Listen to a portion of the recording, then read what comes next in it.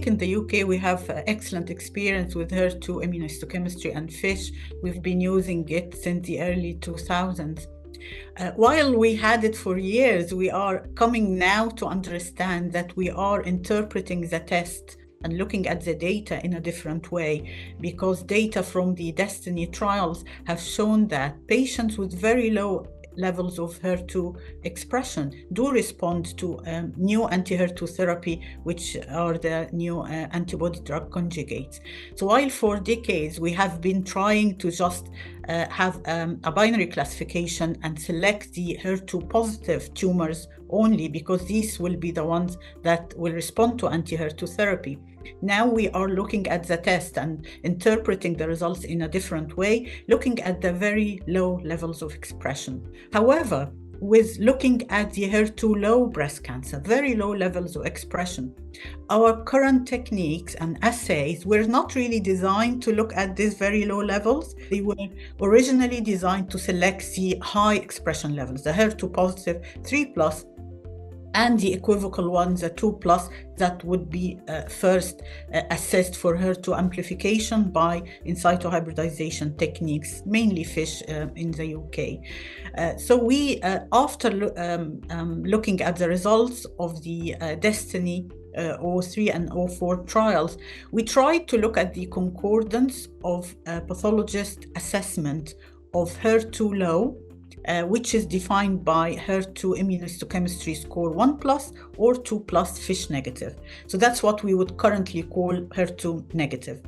And we wanted to see if we, as pathologists, are good at identifying those patients using our standard way of scoring and using our current guidelines, whether they are the UK guidelines or the ASCO CAP. So we basically eyeball them, look at the intensity of expression, completeness of membrane expression, and the proportion. And the magic number is 10%. Is it above 10 or below 10? And we did this study of 50 cases digitally scanned, so whole slide scanning of H&E and immunohistochemistry of a cohort that is enriched in this category, the HER2 low, 1+ and 2+.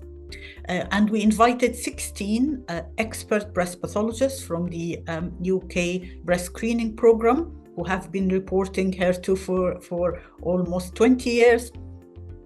And we looked at the concordance of expression of scoring. We found that we were concordant except for the very low levels where there is, we need to distinguish between what we call HER2 low and ultra low breast cancer.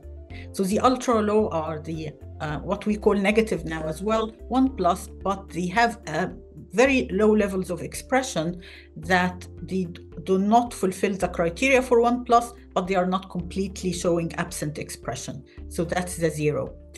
We found that that was difficult using the eyeballing, even for expert pathologists, even when we tried a second round of scoring. So we were basically 50-50, whether calling them 0 or 1+. At the moment, with the binary classification, it doesn't matter, but it will matter soon once we want to select those. So that's why we were looking at other methods for assessment of HER2 low, including MammaTyper.